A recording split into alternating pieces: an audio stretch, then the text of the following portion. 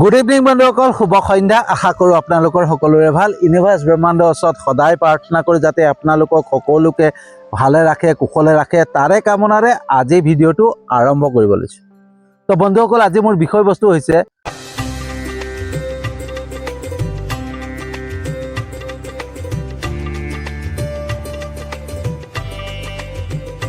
অন্যায় অত্যাচাৰৰ বিচাৰ ঈশ্বৰে নিজেই কৰিব।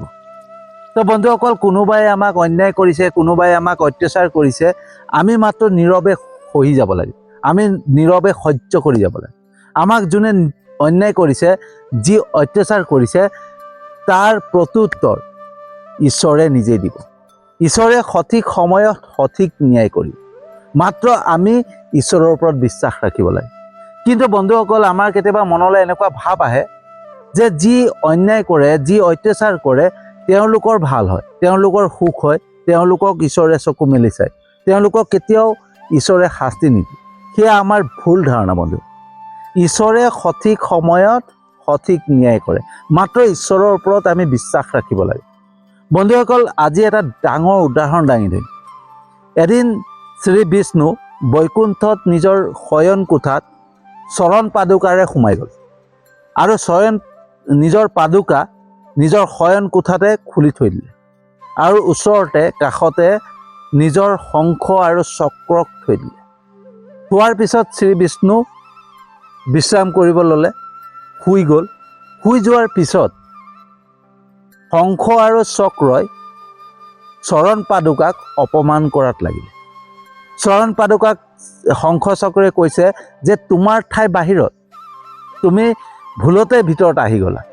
তোমাক শ্ৰী বিষ্ণুৱে ভুলতে ভিতৰলৈ লৈ আহিলে, কিন্তু তোমাৰ ঠাই এই শয়ন কোঠাত নহয়, তোমাৰ ঠাই বাহিৰত। গতিকে তুমি বাহিৰত থাকিব লাগে। শয়ন কোঠাত অকল আমিহে থাকিব পাৰোঁ, কাৰণ শয়ন কোঠাত শ্ৰী বিষ্ণুৰ শয়ন কোঠাত থকাৰ যোগ্যতা আমাৰহে আছে, তোমাৰ নাই।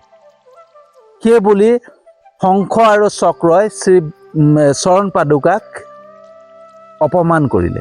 কিন্তু চৰণ পাদুকাই সকলো কথা নীৰৱে শুনি গ'ল, কোনো প্ৰত্যুত্তৰ নিদিলে, মাত্ৰ নীৰৱে শুনি গ'ল।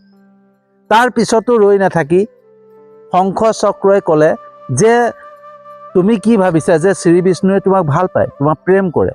তোমাক শ্ৰী বিষ্ণুৱে ভাল নাপায়, তোমাক শ্ৰী বিষ্ণুৱে প্ৰেম নকৰে। তোমাক সেইকাৰণে তোমাক সদায় নিজৰ ভৰিৰ তলত ৰাখে, তোমাক চৰণত ৰাখে।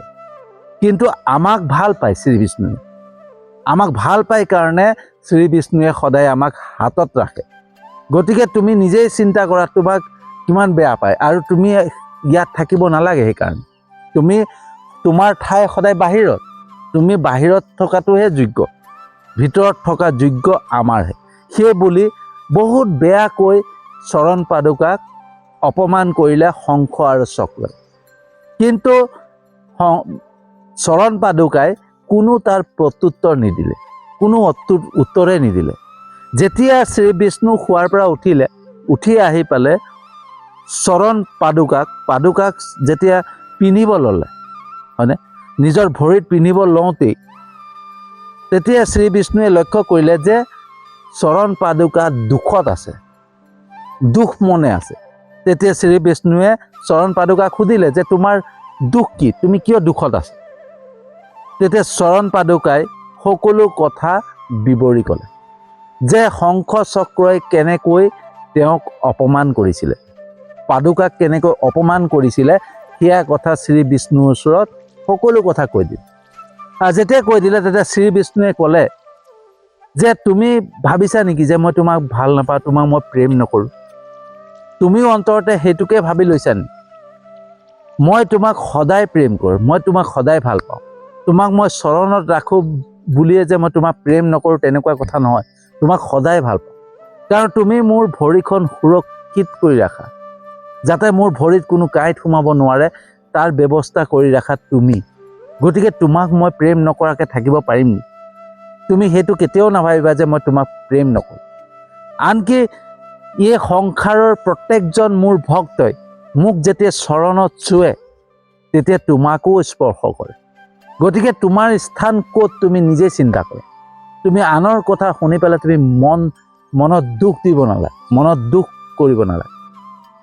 তাৰপিছত শ্ৰী বিষ্ণুৱে চৰণ পাদুকাক সুধিলে যে শংখ চক্ৰই যি কৈছিলে তাৰ প্ৰত্যুত্তৰ তুমি দিছিলা নেকি? তেতিয়া পাদুকাই ক'লে যে মই তাৰ কোনো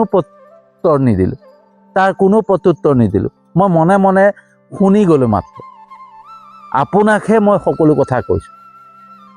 তেতিয়া শ্ৰী বিষ্ণুৱে ক'লে তুমি যে মনে মনে থাকিলা, তুমি যে মনে মনে সহ্য কৰিলা, তাৰ প্ৰত্যুত্তৰ কিন্তু মই দিম। যেতিয়া সময় আহিব, সময়ত মই তাৰ প্ৰত্যুত্তৰ দিম, তোমাক ন্যায় দিম।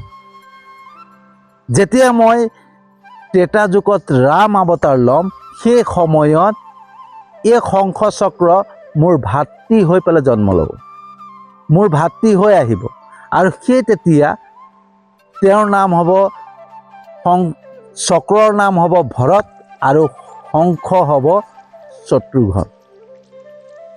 আৰু যেতিয়া তেওঁ ত্ৰেতা যুগত মোৰ ভাতৃ হৈ জন্ম ল'ব, তেতিয়া তেওঁলোকে তোমাক পাদুকাক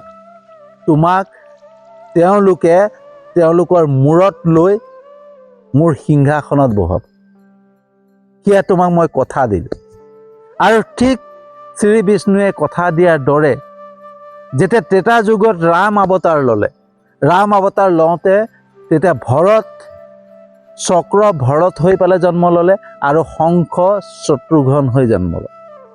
আৰু যেতিয়া ৰাম অযোধ্যা ত্যাগ কৰি পেলাই বনলৈ গুচি গৈছিলে, তেতিয়া ভৰতে আৰু শত্ৰুঘ্নে গম পাই নিজৰ ককায়েকক উভতাই আনিবৰ কাৰণে বনলৈ গ'ল। বহুত জোৰ কৰাৰ পিছতো ৰামে যেতিয়া উভতি নাযাওঁ বুলি ক'লে, তেতিয়া ভৰত আৰু শত্ৰুঘ্নে ৰামৰ পাদুকাযোৰ বিচাৰিলে আৰু সেই ৰামৰ পাদুকাযোৰ লৈ মূৰত ল'লে। শ্ৰী বিষ্ণুৰ যোনযোৰ পাদুকাক অপমান কৰিছিলে, এদিন সেই শংখ চক্ৰই সেই পাদুকাক মূৰত তুলি লৈ অযোধ্যালৈ ঘূৰি আহিল। অযোধ্যাত আহি পালে সেই পাদুকাক নিজৰ সিংহাসনত ৰাখি পালে ৰামক স্মৰণ কৰি।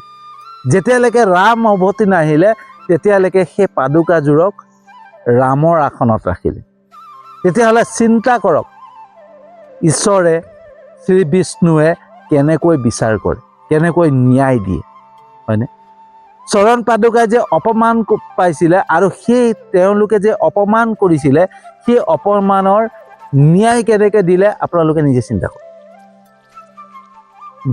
এদিন শংখ চক্ৰই তেওঁক কৈছিলে তেওঁৰ যোগ্যতা, পাদুকাৰ যোগ্যতা বাহিৰত, কিন্তু এটা সময়ত গৈ পেলাই সেই শংখ চক্ৰই ভৰত আৰু শত্ৰুঘ্ন হৈ পেলাই জন্ম লৈ সেই পাদুকাক মূৰত তুলি লৈ সিংহাসনত বহুৱাল। তো শ্ৰী বিষ্ণুৰ ন্যায়, শ্ৰী বিষ্ণুৰ যোনটো ন্যায়, সেই ন্যায়টো কিমান সঠিক, কেনেকৈ দিয়ে সেইটো চিন্তা কৰক। গতিকে বন্ধুসকল, আমাক যদি কোনোবাই অত্যাচাৰ কৰিছে, কোনোবাই আমাক অন্যায় কৰিছে, আমি নীৰৱে সহ্য কৰিব লাগে, আমি তাৰ প্ৰত্যুত্তৰ দিব নালাগে, হয়নে? ঈশ্বৰে যেতিয়া আমি নীৰৱে সহ্য কৰি যাম নহয়, ঈশ্বৰে দেখা পাব যে এইজনক সিহঁতে অত্যাচাৰ কৰিছে, অন্যায় কৰিছে, কিন্তু সেইজনে মনে মনে সহ্য কৰি আছে। আৰু তেতিয়া শ্ৰী বিষ্ণুৱে, ঈশ্বৰে নিজেই তাৰ প্ৰত্যুত্তৰ দিব আৰু সঠিক সময়ত সঠিক ন্যায় দিব, হয়নে? সেইকাৰণে বন্ধুসকল, আমি কেতিয়াও কোনোবাই অন্যায় কৰিছে, কোনোবাই অত্যাচাৰ কৰিছে, কেতিয়াও তাৰ প্ৰত্যুত্তৰ দিব নালাগে। আমি মাত্ৰ নীৰৱে সহ্য কৰিব লাগে, হয়নে? নীৰৱে শুনি যাব লাগে, সময়ত তেওঁলোকে তাৰ বিচাৰ পাই যাব। এই সংসাৰত বন্ধুসকল, কোনোবাই কাক বা অন্যায় কৰি, অত্যাচাৰ কৰি কেতিয়াও সাৰি যাব নোৱাৰে, হয়নে?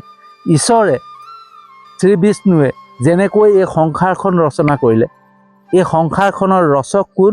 শ্ৰী বিষ্ণু। গতিকে শ্ৰী বিষ্ণুৱে যেনেকৈ সংসাৰখন ৰচনা কৰিলে, তেনেকৈ প্ৰত্যেক প্ৰাণীকে ন্যায়ৰ ব্যৱস্থাও কৰি থৈছে, হয়নে? কোনো এই সংসাৰত বেয়া কৰ্ম কৰি, অন্যায় কৰি, অত্যাচাৰ কৰি সাৰি যাব নোৱাৰে, সময়ত তাৰ প্ৰত্যুত্তৰ পাই যায়। মাত্ৰ ঈশ্বৰৰ ওপৰত বিশ্বাস ৰাখিব লাগে আৰু সময়ৰ বাবে অপেক্ষা কৰিব লাগে। কাৰণ ঈশ্বৰে লগালগ কাকো শাস্তি নিদিয়ে, হয়নে? ঈশ্বৰে তাৰ বিচাৰ কৰিব, বিচাৰ কৰি পেলাই তাৰ ন্যায় এটা সময়ত দিয়ে। গতিকে আমি যি দেখোঁ যে আমাক কোনোবাই অত্যাচাৰ কৰিছে, কোনোবাই অন্যায় কৰিছে, তেওঁ শাস্তি পাব লাগে। তেওঁ কিয় শাস্তি পোৱা নাই? তেওঁ দেখোন ভাল হৈ থকা দেখা। কিন্তু ঈশ্বৰে তেওঁৰ আৰু কিমান কাৰোবাক বেয়া কৰে, কিমান কাৰোবাক অন্যায় কৰে, সেই গোটেই হিচাপখিনি লৈ লয়। প্ৰত্যেকটো হিচাপ লৈ লোৱাৰ পিছত, প্ৰত্যেকটো অভিযোগ লৈ লোৱাৰ পিছত সেইজনৰ ওপৰত সময়তহে ন্যায় বিচাৰ কৰে, হয়নে? গতিকে লগালগ কেতিয়াও কাকো নকৰে, লগালগ কাকো শাস্তি দিব লাগে সেইটো ব্যৱস্থা ঈশ্বৰে নকৰে। ঈশ্বৰে সঠিক সময়ত কৰে, মাত্ৰ সময়ৰ বাবে অপেক্ষা কৰিব লাগে, হয়নে? সেইকাৰণে বন্ধুসকল, কেতিয়াও কাকো অন্যায় কৰিব নাপায়, কাকো অত্যাচাৰ কৰিব নাপায়, হয়নে? ঈশ্বৰক ধ্যান কৰি, ঈশ্বৰক চিন্তা কৰি আমি যি পাইছোঁ তাতে সন্তুষ্ট হৈ আমি শুদ্ধভাৱে ঈশ্বৰৰ কৰ্ম কৰিব লাগে, হয়নে? আমি যে দেখা পাই আছোঁ আমুকে আমুকক হত্যা কৰিছে, তামুকে তামুকক অন্যায় কৰিছে, তামুকে তামুকৰ বস্তু আত্মসাৎ কৰিছে, সম্পত্তি আত্মসাৎ কৰিছে, সেইবিলাক যে আমি দেখি থাকোঁ নহয়, সেয়া আচলতে আমি চকুৰেহে দেখা। কিন্তু তেওঁলোকে যে ভিতৰে ভিতৰে কিমান শাস্তি ভুগি আছে সেয়া তেওঁলোকেহে গম পায়, আমি দেখিব নোৱাৰোঁ, আমি চাব নোৱাৰোঁ, হয়নে? ঈশ্বৰে এনেকুৱাকৈ শাস্তি দিয়ে, তেওঁলোকৰ সেই শাস্তিখিনি তেওঁলোকে ভিতৰত ভুগি থাকে, হয়নে? গতিকে ঈশ্বৰে কেতিয়াও কাকো এৰি নিদিয়ে, হয়নে? আজি যদি ভাৰতীয় আইনখনে কাক বা শাস্তি নিদিয়ে, ভাৰতীয় আইনখনৰ পৰা কোনোবাই সাৰি যাব পাৰে অপৰাধ কৰি, কিন্তু ঈশ্বৰৰ ওচৰৰ পৰা কোনো সাৰি যাব নোৱাৰে, হয়নে? ঈশ্বৰে সময়মতে তেওঁলোকৰ বিচাৰ কৰিব, তেওঁলোকক শাস্তি দিব, হয়নে? তো বন্ধুসকল, কোনোবাই অন্যায় কৰিছে, কোনোবাই অত্যাচাৰ কৰিছে, তাৰ বিচাৰ ঈশ্বৰে নিজেই কৰিব, হয়নে? মাত্ৰ সময়ৰ বাবে অপেক্ষা কৰি ঈশ্বৰক বিশ্বাস কৰিব লাগে, হয়নে? তো বন্ধুসকল, কেনেকুৱা লাগিলে জনাব। যদি সঁচাকৈ ভাল লাগিছে, যিমান পাৰে ভিডিঅ'টো শ্বেয়াৰ কৰিব। মই জানো আপোনালোকে মোৰ ভিডিঅ' চাই লাইক কমেণ্ট কৰে, শ্বেয়াৰ কৰে, মোৰ ফেচবুক পেজটোতো ফ'ল' কৰিছে, ইউটিউব চেনেলটোতো ছাবস্ক্ৰাইব কৰিছে, তাৰ বাবে আপোনালোকক আন্তৰিক ধন্যবাদ জনাইছোঁ। আৰু যিসকলে নাই কৰা তেওঁলোককো মই বহুত আন্তৰিক ধন্যবাদ জনাইছোঁ, কাৰণ মই জানো, মোৰ বিশ্বাস আছে, ঈশ্বৰৰ ওপৰত যেনেকুৱা বিশ্বাস আপোনালোকৰ ওপৰতো বিশ্বাস। এদিন নহয় এদিন মোৰ ভিডিঅ' চাব, ভাল পাব, লাইক কমেণ্ট কৰিব, শ্বেয়াৰ কৰিব, মোৰ ইউটিউব চেনেলটোতো ছাবস্ক্ৰাইব কৰিব, মোৰ ফেচবুক পেজটোতো ফ'ল' কৰিব। সেই বিশ্বাসেৰে আজিৰ ভিডিঅ'টো সামৰণি মাৰিছোঁ, আৰু এটা নতুন বিষয়বস্তু লৈ আহি আছোঁ।